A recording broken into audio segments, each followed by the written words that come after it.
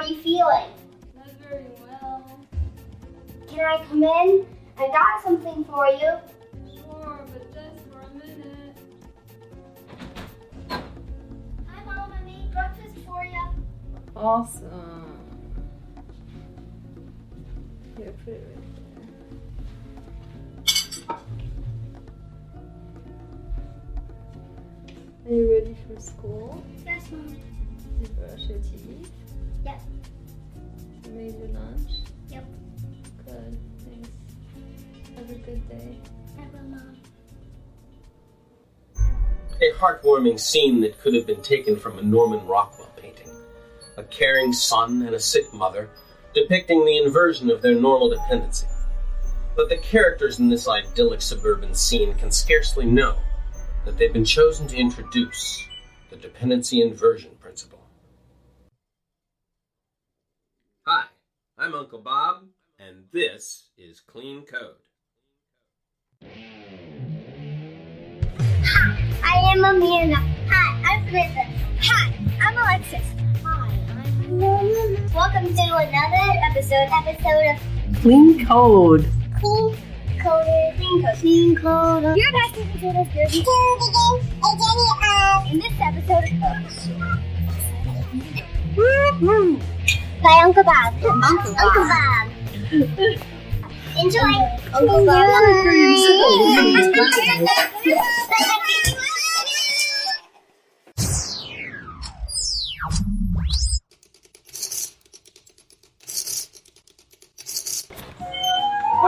Welcome to episode 13, the dependency inversion principle. Come on in.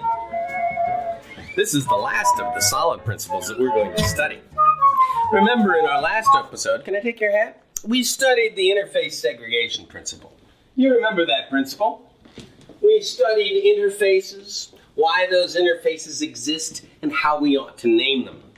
And then we looked at the problem of fat classes. We talked about the damage that fat classes can cause and the ways in which we'll fix them. And then we studied that automated teller machine example. Remember that? And we looked at that weird backwards dependency that can occur when classes know too much and you violate the interface segregation principle. We looked at the importance of that boundary that separates main from the rest of the application. And then finally, we studied the true motivation for the interface segregation principle and how it applies to dynamically typed languages like Ruby. Remember, loose lips and leaky abstractions sync software. So, now in this episode, we're going to discuss the principle that's at the core of object-oriented design, the dependency inversion principle. And we'll start that discussion way back in 1978, when I first came across this idea of inversion in a very unique environment. Then, we'll talk about what dependencies are, what kinds of dependencies there are, what their costs are, and how to arrange them into a good architecture. And then I'll give you an example from 1992, when I used dependency inversion for the first time to create a reusable framework in C++. After that, we'll talk about some physical issues, how to create objects in a dependency inverted environment, how do you do dependency injection in a dependency inverted environment. And then finally, we'll walk through a few simple case studies.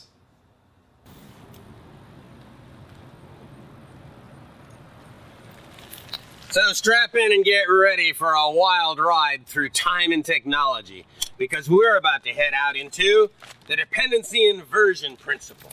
Yeah!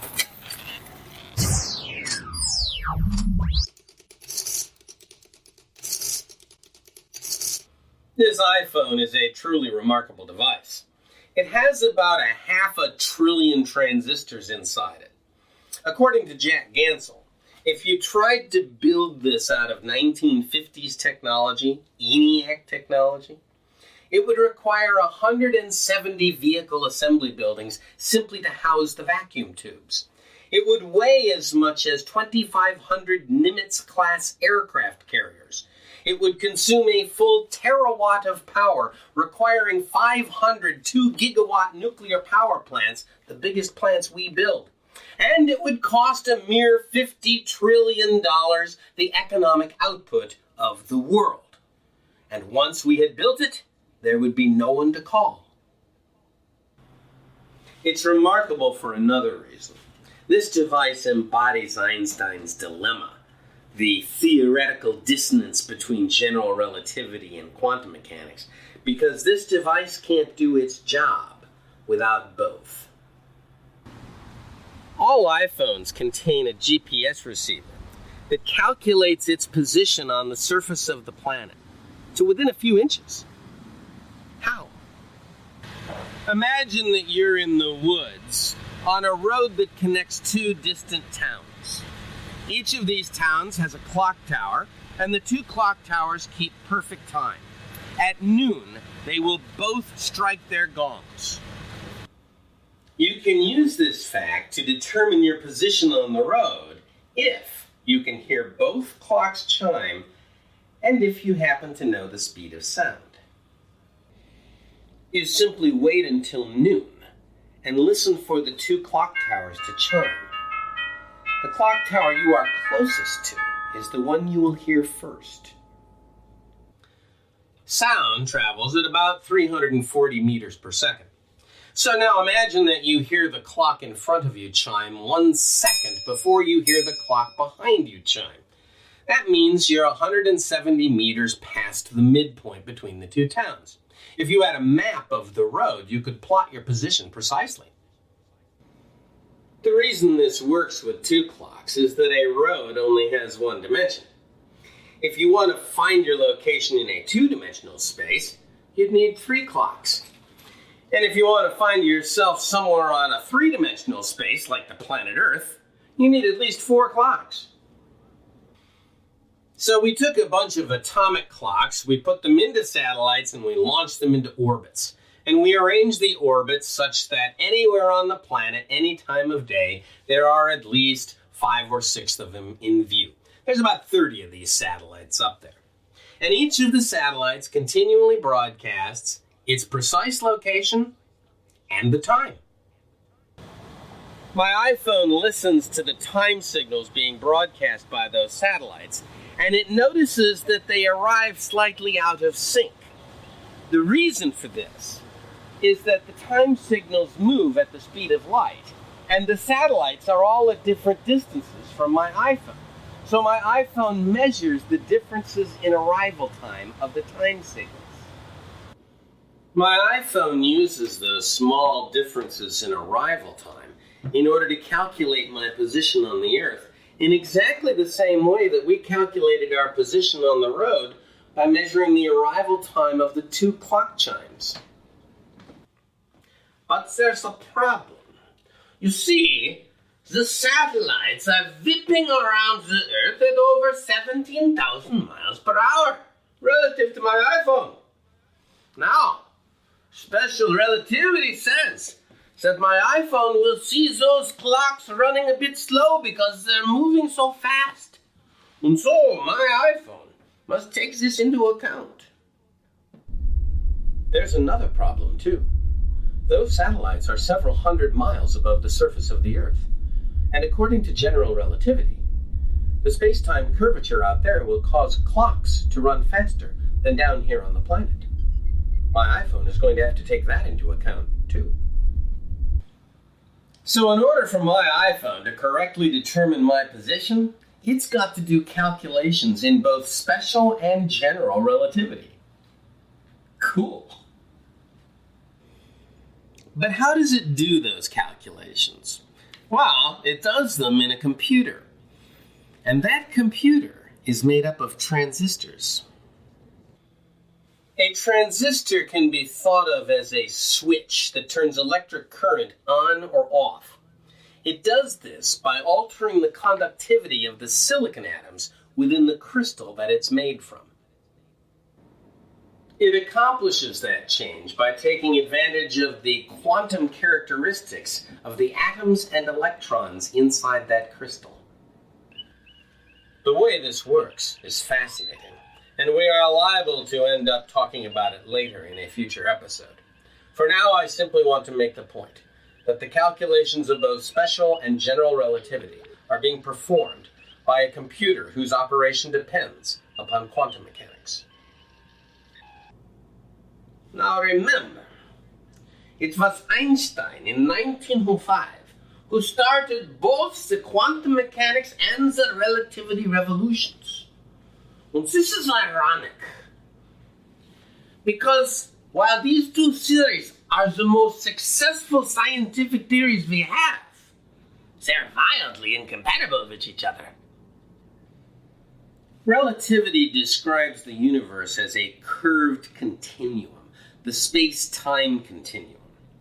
The word continuum means exactly what you'd expect it to mean. It means something that is unbroken, continuous, something that has continuity. The equations of relativity describe smooth curves in energy, space, and time. Quantum mechanics is all about discontinuity. A quantum is a discontinuous chunk of space, time, or energy. A continuum cannot be made out of quanta, and a quantum has no existence in a continuum. The two theories disagree about their basic assumptions of what the universe is. They couldn't be any more dissimilar. And that was Einstein's dilemma. And it's also one of the biggest problems that faces science today. Yet here they are in my hand, working together almost perfectly, so well that I can get into my car and travel to destinations relying solely on their guidance, blissfully unaware that these two theories are utterly incompatible.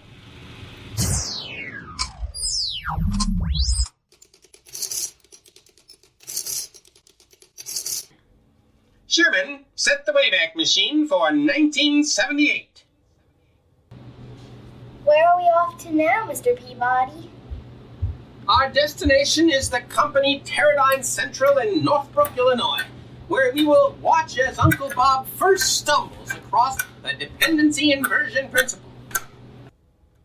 So in 1978, I was working on an embedded real-time controller that we installed into telephone company switching central offices all over the world.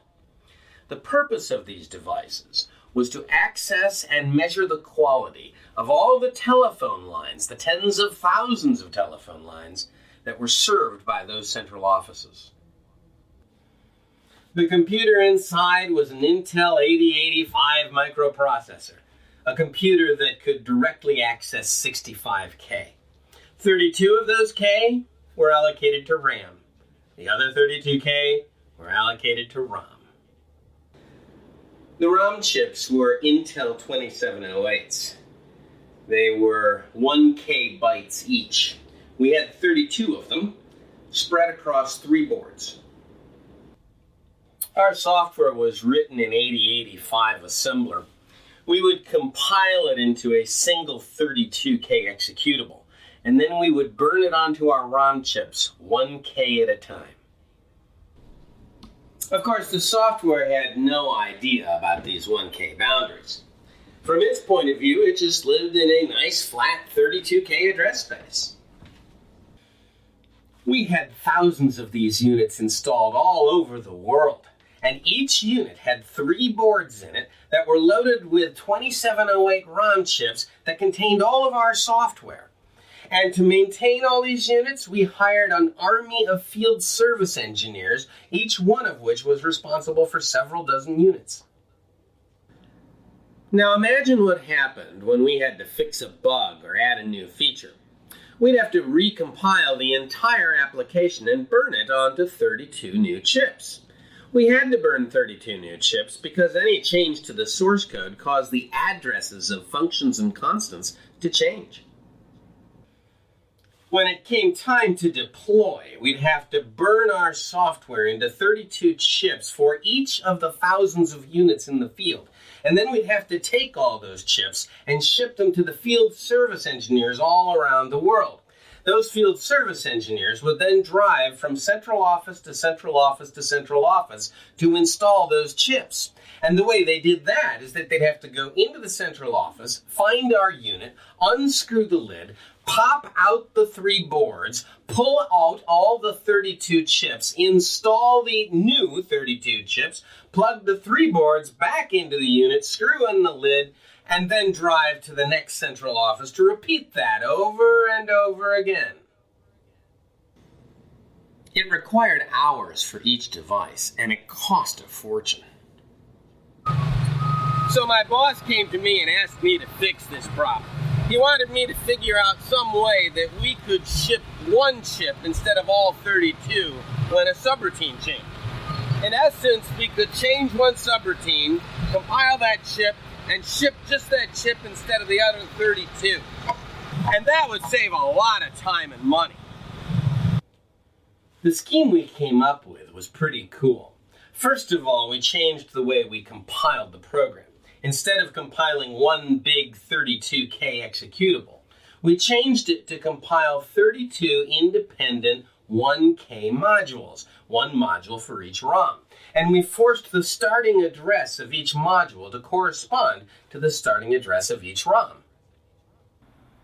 We reserved the first 32 bytes of each ROM to serve as 16 vectors to 16 subroutines inside that ROM.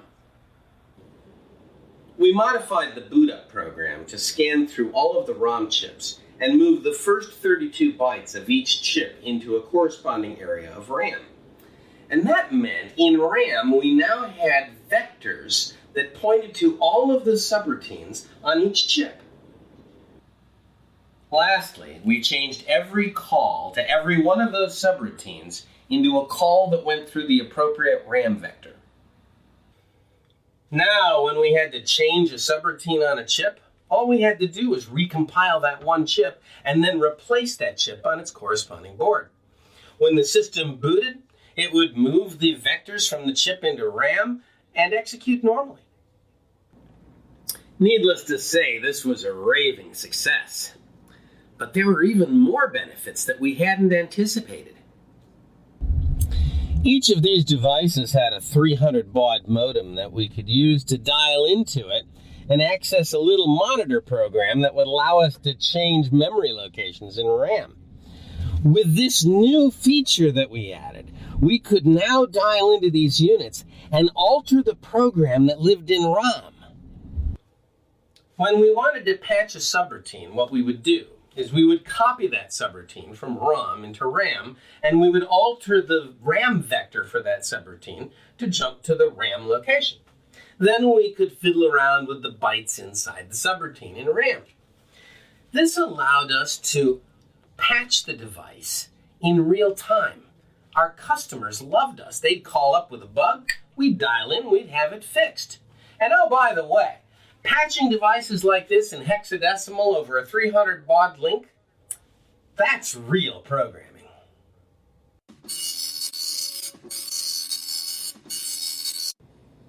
Now I want you to consider what we did here. We took a large monolithic program and we broke it up into a whole bunch of little components that were independently deployable. Sound familiar? And how did we do it? We inverted the direction of the source code dependencies. We got the source code dependencies to oppose the flow of control. No ROM chip knew about any other ROM chip. The source code within a ROM chip knew only about itself and a bunch of RAM vectors that it used to call anything outside of itself. So although the ROMs did in fact call each other, no ROM had a source code dependency on another ROM. Instead, the ROM that called a subroutine and the ROM that contained that subroutine both depended on the RAM vectors. The ROM chips were surrounded by boundaries, and all the dependencies that crossed those boundaries pointed towards the RAM vectors. In some obscure sense, we had invented object-oriented design. Each of those chips was an object with subroutines on it that were accessed through a vector table, just like C++ would access virtual functions. And the fact that we could patch those functions in ROM meant that they were polymorphic. Of course, the chips weren't objects in the sense that they contained highly cohesive functions. There wasn't anything cohesive about those functions. We pretty much gathered them from anywhere we could and jammed whatever would fit into a chip. Still, it's not hard for me to look back on that project and see many of the principles of OO at work, including the dependency inversion principle.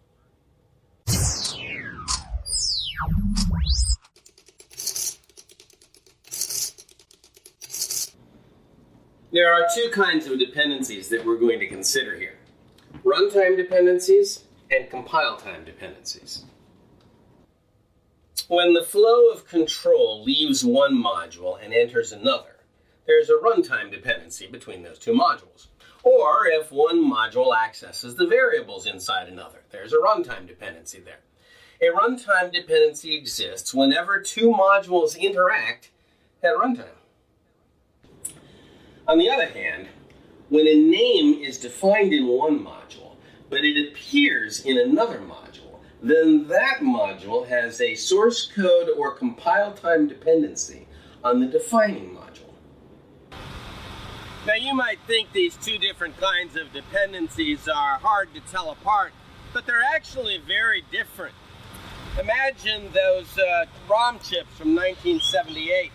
They all had runtime dependencies on each other, but none of those chips had source code that depended on the source code of any other chip.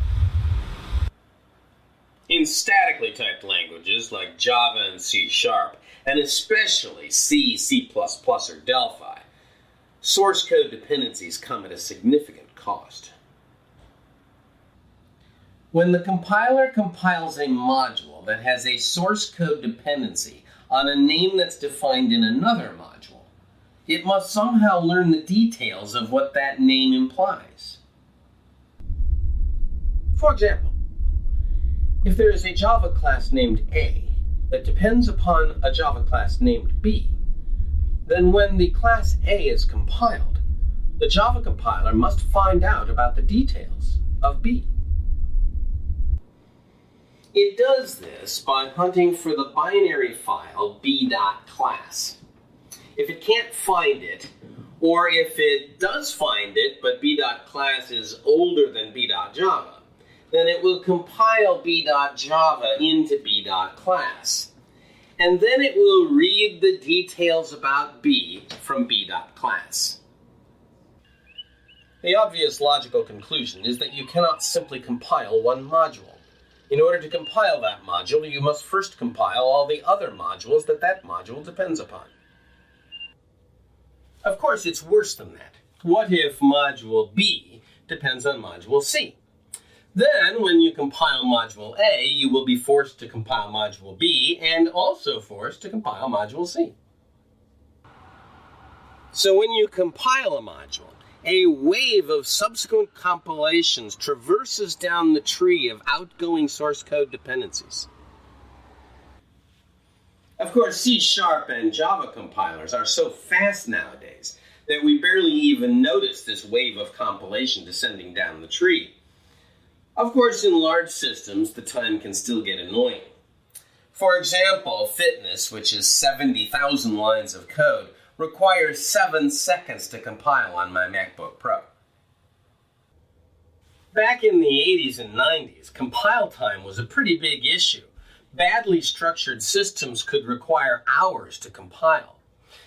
Nowadays, our computers are so incredibly fast and our compilers are so agile that compile time is seldom ever an issue. But deployment can be. If a source code change causes lots of recompiles, we may have to redeploy a lot of binary modules. This is similar to the problem I had with the ROM chips, where I had to reship every ROM chip just because of a single source code change. More importantly, in an environment where there are many teams, it is necessary to be able to independently develop the code as components. For if one team makes a source code change that causes other teams to recompile and redeploy their source code, then there will be confusion and chaos. And so we carefully design the source code dependencies that cross team boundaries so as to minimize the impact between teams.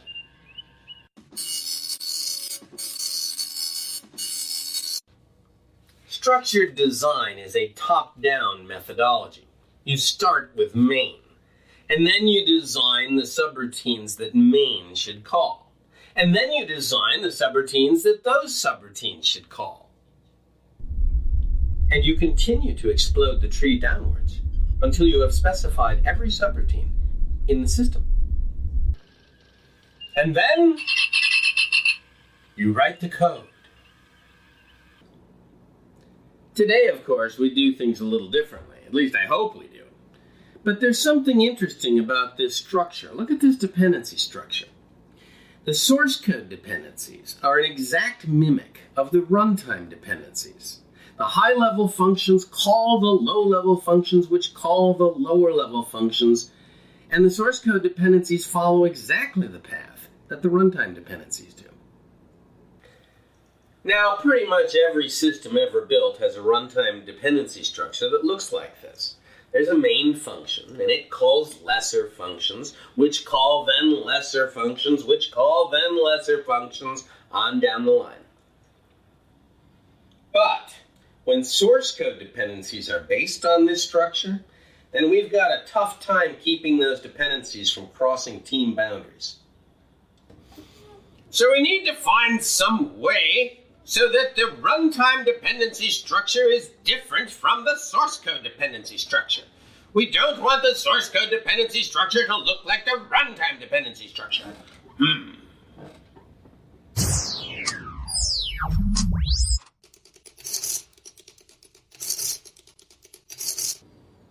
How can we break the correspondence between the compile time and the runtime dependency structures? Simple. We do what I did back in 1978. We use vectors. Or rather, we use the equivalent of vectors that our object-oriented languages have made available to us. In other words, polymorphism. Suppose we have a module named A that calls a function named F on a module named B. Then A has both a compile time and a runtime dependency on B. But now let's make that call to F polymorphic. In statically typed languages like Java and C#, we would do that by creating an interface that declares F. We would insert that interface between A and B. A would use the interface. B would implement it. Now, although A still has a runtime dependency on B, it doesn't have the corresponding compile time dependency. Both A and B now have source code dependencies on the interface. Note that the source code dependency of B upon the interface points in the opposite direction of the runtime dependency of A upon B. That is dependency inversion. In dynamic languages like Ruby, no interface is required, so there's no source code dependency at all. While A still depends upon B at runtime, neither A nor B depend upon each other at compile time. In both the static and dynamic cases, A depends on the abstraction of F, and B implements F. And what that means is that the dependency of B upon F opposes the runtime dependency of A upon B. That opposition is dependency inversion. Dependencies are inverted whenever the source code dependencies oppose the direction of the flow of control.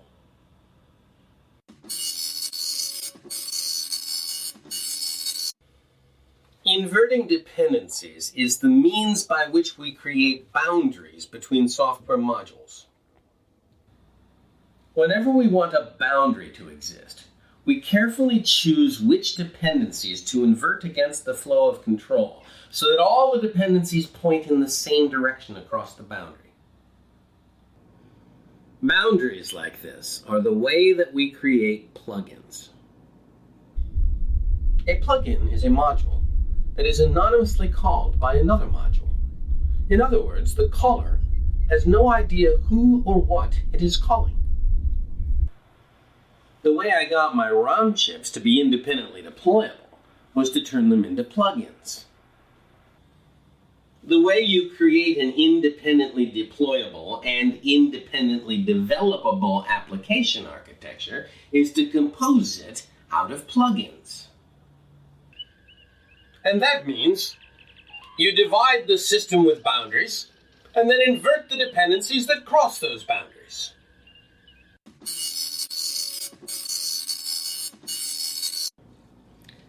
The formal definition of the dependency inversion principle is simply this. High-level policy should not depend on low-level detail. Low-level detail should depend on high-level policy. In other words, modules that contain high-level policy, such as use cases, should not depend on those modules that contain low-level details, such as databases or web formatting. And yet, those high-level modules must eventually invoke the low-level functions. Use cases eventually must read database records and display web pages.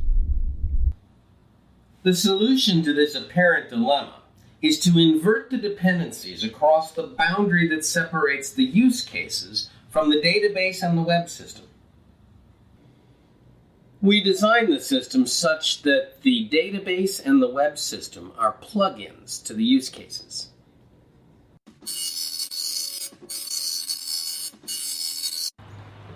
In the early 90s, I was leading a team of developers who were writing a suite of 18 C++ applications for the National Council of Architects Registry Board. These applications were desktop GUI applications that allowed users to draw architectural diagrams such as blueprints, lot plans, roof plans, etc. The applications evaluated those diagrams for sound architectural principles. The 18 applications shared an awful lot of similarity. They all had the same high-level look and feel. They all were involved with the architectural domain, and they all did a lot of computational geometry. So there was a huge opportunity for reuse. So when we started the very first of those applications, we set about to create a reusable framework!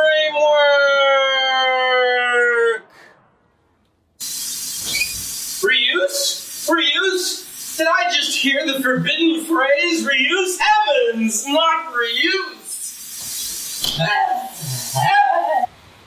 Do you remember when OO used to be all about reuse?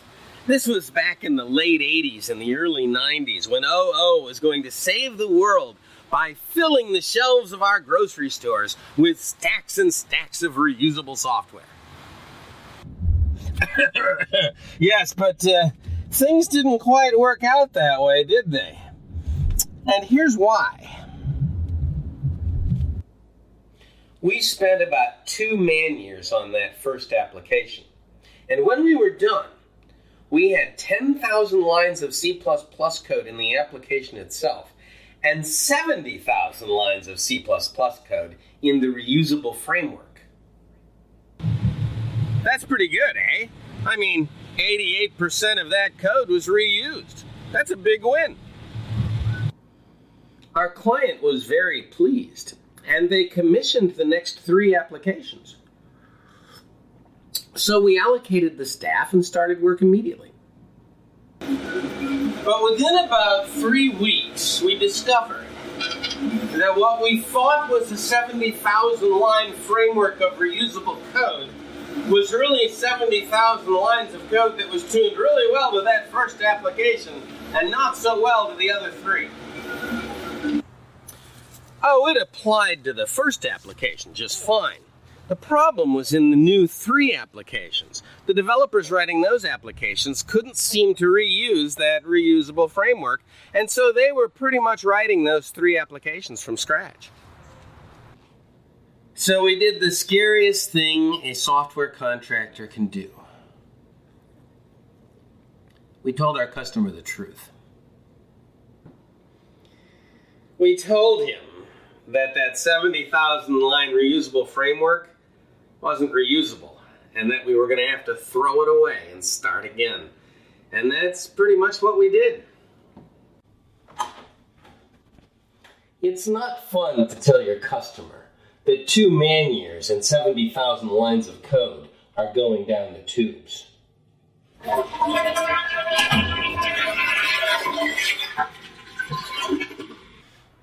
But with 18 applications to write, a reusable framework was the only way we were going to get them written in a reasonable amount of time and at a reasonable cost. So, after some prayer and meditation, our customer finally acknowledged that we needed to try again and reluctantly agreed with our strategy of throwing the first framework away. And so we started over. And this time we wrote the 3 applications in parallel. The developers collaborated intensely. And over another 2 man-years, we created another 70,000-line reusable framework. But this time, nothing got into that framework unless it was reused by all 3 applications. This time it worked. When our customer commissioned the next 3 applications, they were done in 4 man-months. And then the next 3 after that, and the next 3 after that, and the 3 after that. The moral of that story is that building a reusable framework is hard. If you don't build it in parallel with more than 1 application that reuses it, you will almost certainly fail.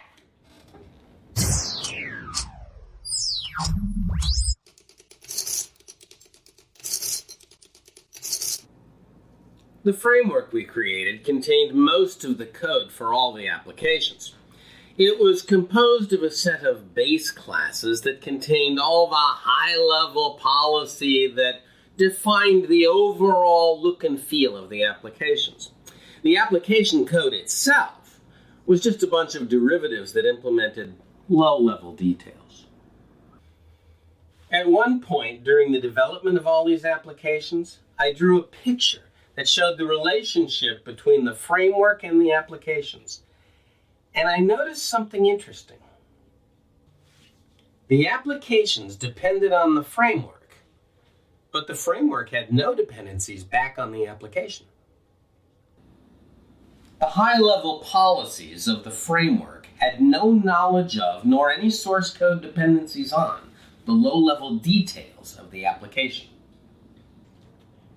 It struck me that this was an inversion of the normal kind of top-down dependency structure that you'd get with structured analysis and structured design, where high-level modules depend on lower-level modules. The picture I drew made it clear that in our design, the high-level policy was independent of the low-level detail.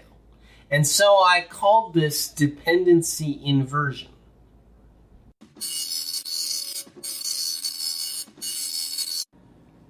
The beauty of that reusable framework was that the developers could work on those 18 applications independently of each other. The applications were independently developable. In those days, we didn't use DLLs or shared libraries to capture the framework, at least not at first. So each of those 18 applications was a standalone executable. Still, each developer had their own copy of the framework library and their own copy of the framework header files, and they were able to work independently on their own applications without interfering with anybody else. We had true independent developability. Needless to say, the project was delivered on time and was highly successful.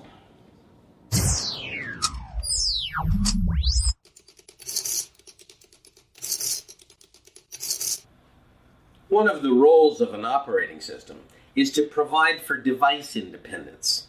That is, you should be able to read or write from a device without knowing what kind of device it is. For example, if you issue this call in Unix, it will write the character X to standard out. But what device is standard out? It could be anything. It could be the console, a printer, a disk file, a socket, or any other device attached to the system. How does this work? How does the call to put char eventually wind up executing in the printer driver, or the console driver, or the disk file driver? The answer to that, of course, is dependency inversion. Every I/O driver must conform to the I/O driver interface and provide the 5 standard functions: open, close, read, write, and seek. It must also load pointers to those functions into the vector tables within the standard data structures invoked by getChar and putChar. The getChar and putChar functions work by calling the I/O driver functions that are pointed to by the vector table contained within the data structure that represents standard in and standard out. That ought to remind you of my ROM chips. It should also remind you of a derived class implementing abstract methods in a base class in C++ or Java. In short, the device independence that we've seen in operating systems for decades is just another manifestation of dependency inversion at work. And if you think about it, you will realize that I/O drivers are just plugins to the operating system. All their dependencies point towards the operating system, and the operating system has no dependencies on the drivers.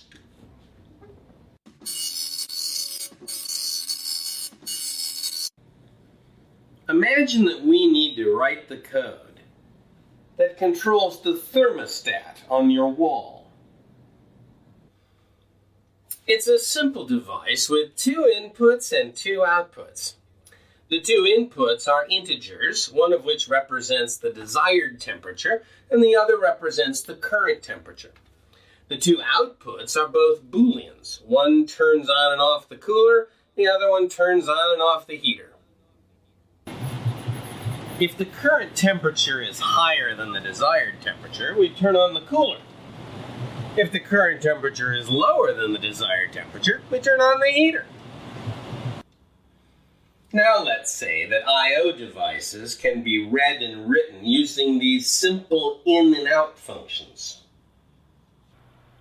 The in function takes an I/O address as its argument, and then returns the integral value of the addressed register. The out function takes 2 arguments, the I/O address of the output register and the value to send to that register. Let's say that the I/O address for the current temperature is hexadecimal 1, and the desired temperature is hexadecimal 2. Let's also say that the I/O address for the output register that controls the heater is hexadecimal 3, and the cooler is hexadecimal 4. Here's a program that controls the thermostat in terms of its I/O addresses. It reads the values once a minute of hexadecimal addresses 1 and 2, it compares them, and then it sets the result into hexadecimal addresses 3 and 4. Notice how the high-level control algorithm is intertwined with the low-level details. This violates the dependency inversion principle and results in a high-level control algorithm that cannot be reused in another device.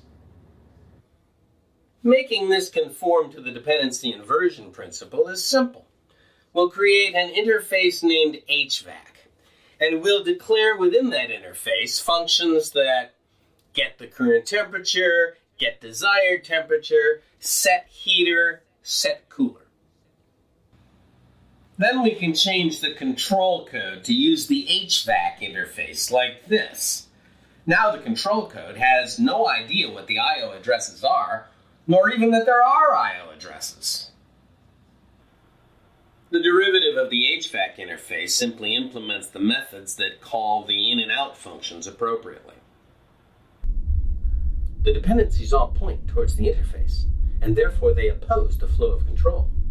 This means that the HVAC implementation is a plug-in to the thermostat controller.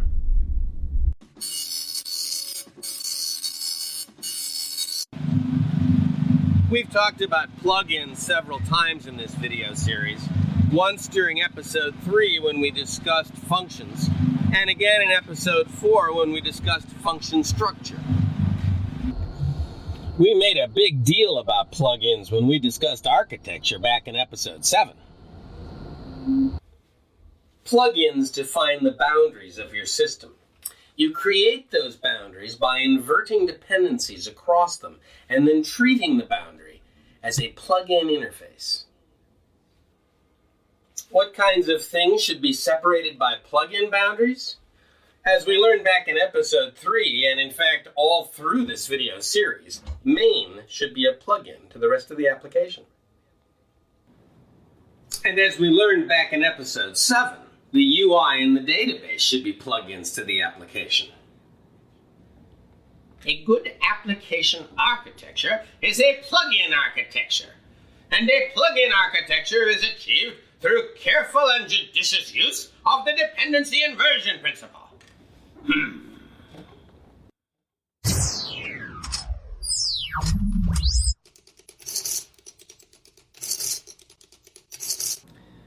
So here we are at the end of yet another episode.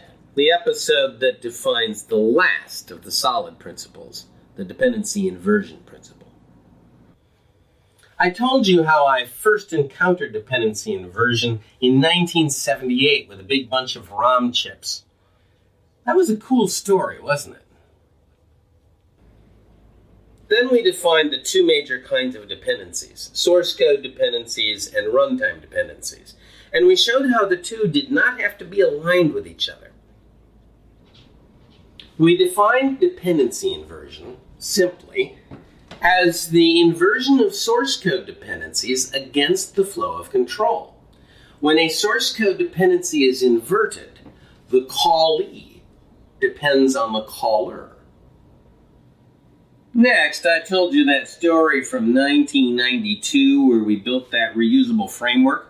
And I pointed out how hard it is to make a reusable framework, and that once you have made them, they're isolated from the application by dependency inversion. We took a look at device independence within operating systems, and discovered that dependency inversion is at the heart of I/O driver isolation. And then we examined the furnace example, and discovered how to separate high-level policy from low-level detail across a dependency-inverted boundary. Lastly, we made the point that all these examples are examples of plug-in architectures, and the way you create a plug-in architecture is by inverting dependencies. So that's it. That's dependency inversion, and that's solid. I hope you've enjoyed this episode, and I hope you've enjoyed the whole series. But we're not quite done yet. We've got one more episode to kind of tie the whole solid package together. And then we're going to start another series on component principles, and then a series on design patterns, and a series on agile practices. We've still got to do that whole advanced test-driven development thing. There's a lot left to do. You're not going to want to miss the next exciting episode of Clean Code. Episode 14, Solid Conclusion. Come on, you dogs, let's go see this house. Huh? We're anxious to get into this house. Come on, you dogs. Let's go. Get the bricks in.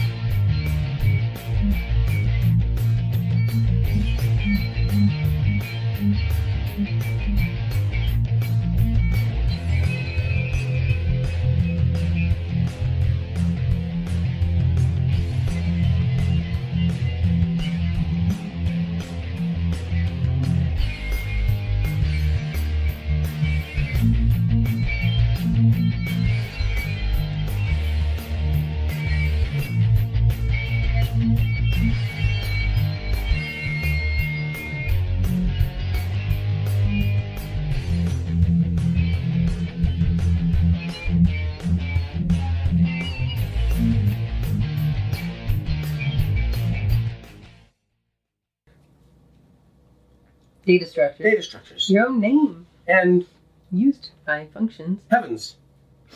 Yes, okay, let's try that. Load pointers to those functions into the vector tables contained within the... Oh! God! Okay, let's try again. Data malfunctioned.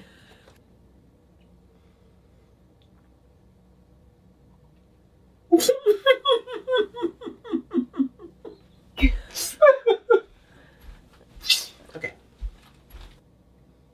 The dependencies all point towards the interface, and therefore They oppose. they oppose the flow of control. They do. They oppose the flow of control. All right.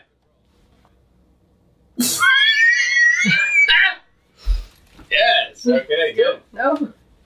Yeah. Great. Okay. Yeah, the dependencies all point. Okay. Okay.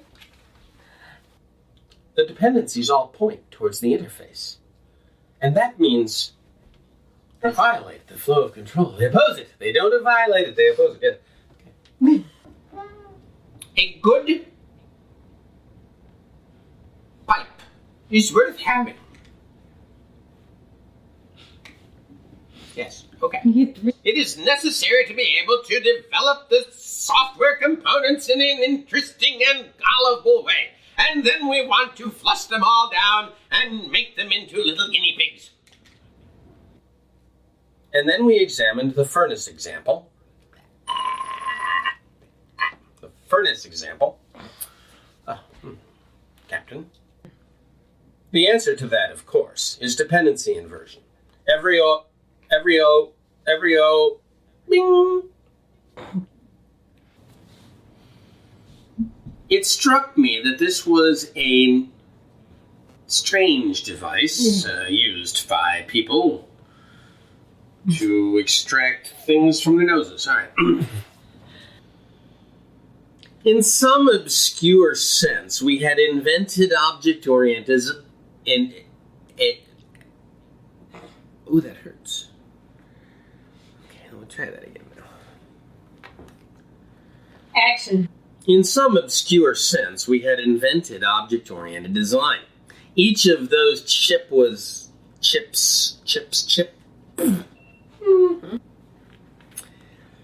In some obscure sense, we had invented object-oriented design. Each of those chips was an object with subroutines on it that were accessed through a vector table, just like C++ would access virtual functions. And the fact that we could patch those functions in ROM meant that they were polymorphic.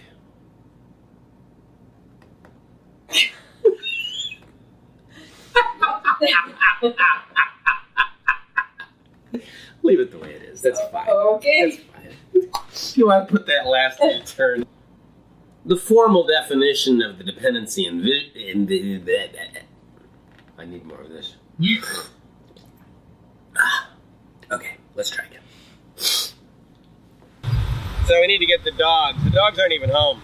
Oh, where are they? Nikki took them. We got a babysitter. Oh. Mom and I had a date last night. Oh, yeah? What'd you do? Well, we went shopping all day long. Oh.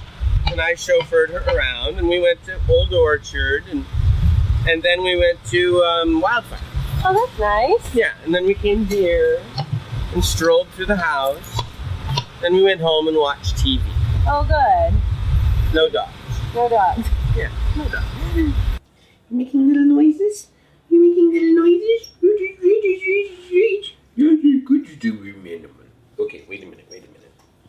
Okay. Note that the source code dependency, it's a dependency. Pin that dippy thing. Woohoo! Action. The way I got my ROM chips to be independently deployable was to turn them into little tiny beans. The way you create an independently deployable. Mm-hmm.